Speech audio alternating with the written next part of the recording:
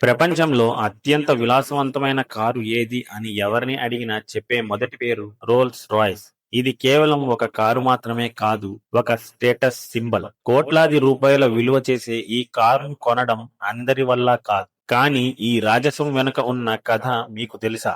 Hello friends, Telugu FZ facts channel కి స్వాగతం. ఈ కంపెనీని స్థాపించిన ఇద్దరిలో ఒకరైన హెన్రీ రాయ్స్ ఒకప్పుడు పూట గడవడానికే కష్టపడే ఒక పేద బాలుడు. ఒక పేపర్ బాయ్ ప్రపంచాన్నే శాసించే ఇంజనీర్ గా ఎలా ఎదిగాడు, ఆ అద్భుతమైన ప్రయాణం ఈ రోజు మనం తెలుసుకుందాం. 1863లో ఇంగ్లాండ్ లోని ఒక చిన్న గ్రామంలో హెన్రీ రాయ్స్ జన్మించారు.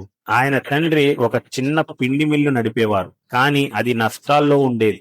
హెన్రీకి కేవలం 9 ఏళ్ల వయసు ఉన్నప్పుడు ఆయన తండ్రి మరణించారు. దాంతో ఆ చిన్న వయసులోనే కుటుంబ బాధ్యత హెన్రీ మీద పడింది. చదువుకోవాల్సిన వయసులో హెన్రీ వీధుల్లో తిరుగుతూ వార్తాపత్రికలు అమ్మేవారు.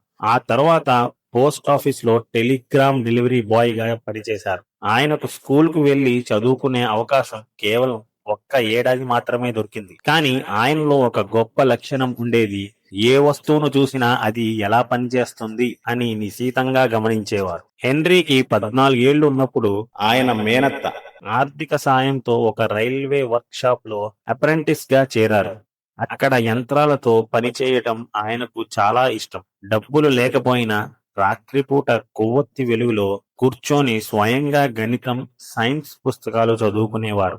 ఆయనలోని నైపుణ్యం చూసి ఒక ఎలక్ట్రిక్ కంపెనీలో ఉద్యోగం వచ్చింది. కానీ హెన్రీ వేరొకరి దగ్గర పని చేయడం కంటే సొంతగా ఏదైనా సాధించాలని ఉండేది. తన దగ్గర ఉన్న కొద్దిపాటి పొదుపుతో 1884లో తన స్నేహితుడితో కలిసి ఒక చిన్న ఎలక్ట్రికల్ వర్క్ షాప్ ప్రారంభించారు. అప్పట్లో కార్లు ఇప్పుడంత సౌకర్యంగా ఉండేవి కావు.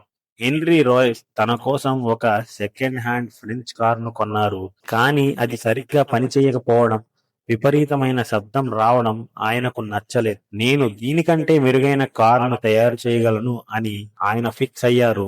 1904లో ఆయన తన మొదటి కారును రూపొందించారు. అది ఎంత నిశ్శబ్దంగా, ఎంత సున్నితంగా నడుస్తుందంటే ఆ కాలంలోని కార్లన్నిటికంటే అది ఎంతో ముందుంది. ఈ కారు గురించే అప్పట్లో పెద్ద చర్చ జరిగేది. ఇదే సమయంలో చార్లెస్ రోల్స్ అనే వ్యక్తి లండన్ లో కార్ల బిజినెస్ చేసేవారు. ఆయన ధనవంతుడు మరియు రేసింగ్ అంటే పిచ్చి. హెన్రీ రాయ్స్ తయారు చేసిన అద్భుతమైన కారు గురించి ఆయన విన్నారు.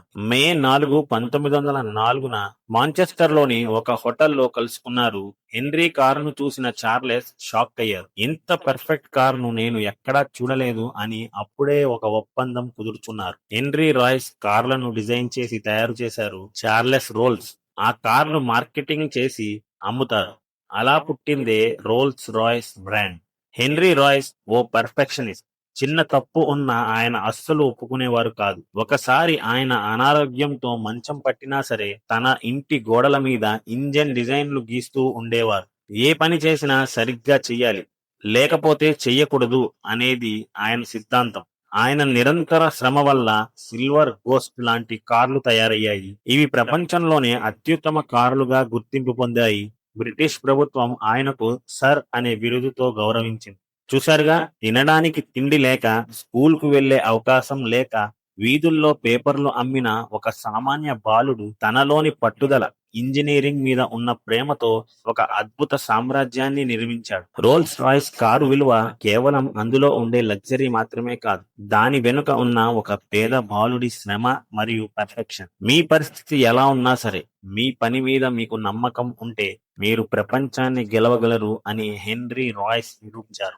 ఈ వీడియో మీకు నచ్చితే లైక్ చేయండి, షేర్ చేయండి. మరిన్ని స్ఫూర్తిదాయకమైన కథల కోసం మా channel Telugu FZ facts subscribe చేసుకోండి.